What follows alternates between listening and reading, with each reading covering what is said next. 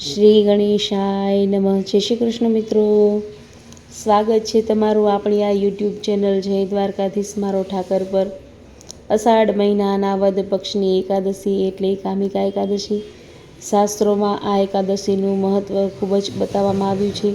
એવું માનવામાં આવે છે કે આજના દિવસે ભગવાન વિષ્ણુની પૂજા કરવાથી અને વ્રત કથા સાંભળવાથી તમામ પાપોમાંથી મુક્તિ મળે છે અને સર્વ મનોકામનાઓ પૂર્ણ થાય છે.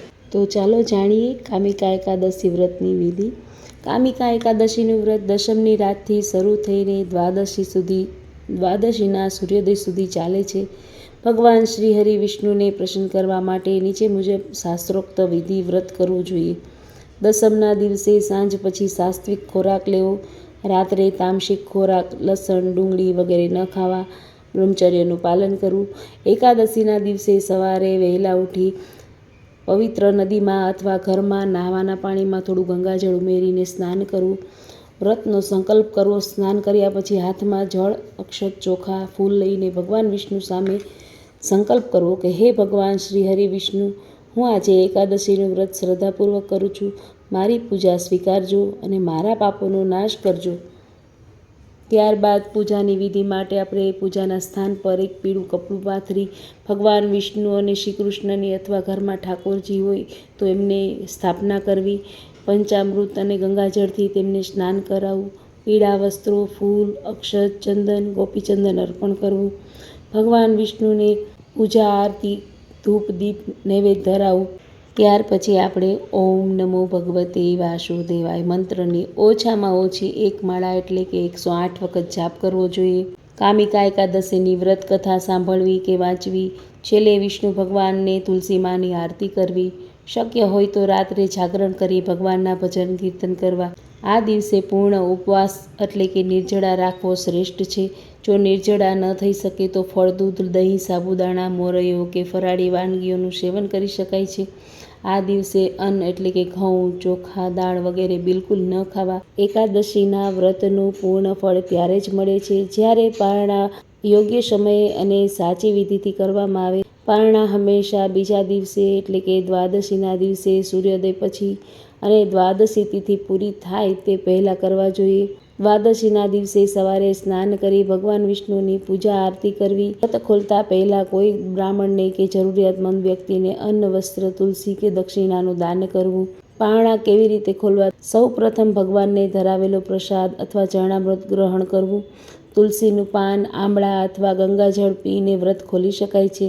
ત્યારબાદ સાત્વિક ભોજન જેમ કે ભાત, અન્ન ગ્રહણ કરવું. દ્વાદશીએ અન્ન ખાવાનું વિશેષ મહત્વ છે. તો ચાલો આપણે શરૂ કરીએ કામિકા એકાદશીની વ્રત કથા. અષાઢ વદ એકાદશી.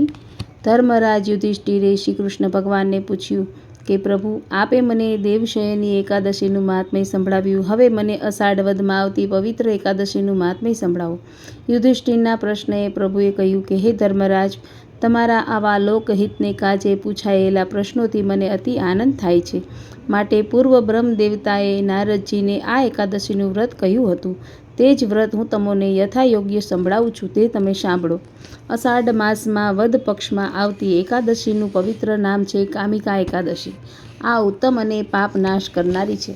આ એકાદશીની કથા સાંભળનારને મહાન એવા વાજપેયી યજ્ઞનું પુણ્ય ફળ મળે છે. વળી આ પાવન પવિત્ર એકાદશીના દિવસે શંખ, ચક્ર, ગદા, પદ્મને ધારણ કરનારા ભગવાન વિષ્ણુનું યથાવિધિથી પૂજન કરનારાઓના પાપોનો નાશ થાય છે અને સુખ સંપત્તિ મળે છે. ઉપરાંત ભગવાનનું તુલસી પત્રથી પૂજન કરવાથી પ્રભુ ઘણા પ્રસન્ન થાય છે. તુલસી એ ખૂબ જ પવિત્ર છે. તેને જોવા માત્રથી જ બધા પાપોનો નાશ થાય છે. તેને સ્પર્શ કરવાથી શરીર પાવન થાય છે. તુલસી ક્યારે પાણી સિંચવાથી યમરાજાનો ભય ટળે છે. તુલસીને ઘણી જગ્યાએ રોપવાથી, ઉગાડવાથી શ્રી નારાયણના ચરણમાં સ્થાન મળે છે. તુલસી પત્ર ભગવાનને અતિ પ્રિય છે. તેથી જ તો ભક્તની લાજ રાખીને ભગવાન દ્વારિકાથી તુલસી પત્રથી તોલાઈને ડાકોર પધાર્યા હતા. આવી આ પરમ પાવની તુલસીના નિત્ય દર્શન કરવા જોઈએ. આ કામિકા એકાદશીનું વ્રત ઉપવાસ કરીને વ્રતધારીએ દીપદાન કરવું. દાનથી અસંખ્ય એવા પુણ્યફળની પ્રાપ્તિ થાય છે.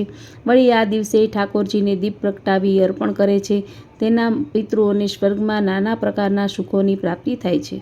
કામિકા એકાદશીનું વ્રત કરનાર જો આખો દિવસ અને આખી રાત્રિના દીવો અખંડ રાખશે તે અનેક દીવાઓના અજવાળા સહિત સૂર્યલોકને પામશે.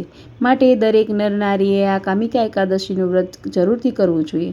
વળી જે નરનારી આ કામિકા એકાદશીનું વ્રત કરશે અને તેની કથા વાર્તા વાંચશે, સાંભળશે અને બીજાને સંભળાવશે, તેનો શ્રી વિષ્ણુ ભગવાનના ચરણમાં વાસ થશે. તો દર્શક મિત્રો, અહીં કામિકા એકાદશીની આ પવિત્ર કથા પૂર્ણ થાય છે. બોલો શ્રી લક્ષ્મીનારાયણ ભગવાનની જય. કૃષ્ણ કનૈયા લાલ કી જય. ભગવાન શ્રી હરિ વિષ્ણુની કૃપા તમારા અને તમારા સમગ્ર પરિવાર પર સદા સર્વદા બની રહે.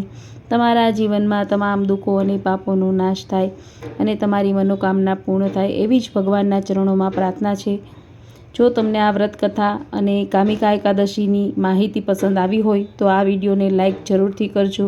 અને હા, પવિત્ર કથા તમારા સગા સંબંધીઓ અને મિત્રો સાથે શેર કરવાનું ભૂલતા નહીં, જેથી તેઓ પણ આ કથા શ્રવણનું પુણ્ય મેળવી શકે. આવી જ ધાર્મિક કથાઓ, વ્રત તહેવારોની સાચી માહિતી અને ભક્તિમય વિડીયો સૌથી પહેલાં જોવા માટે આપણી ચેનલને અત્યારે જ સબસ્ક્રાઈબ કરી લેજો. અને હા, બાજુમાં આપેલું બેલ આઇકન પણ પ્રેસ કરી દેજો.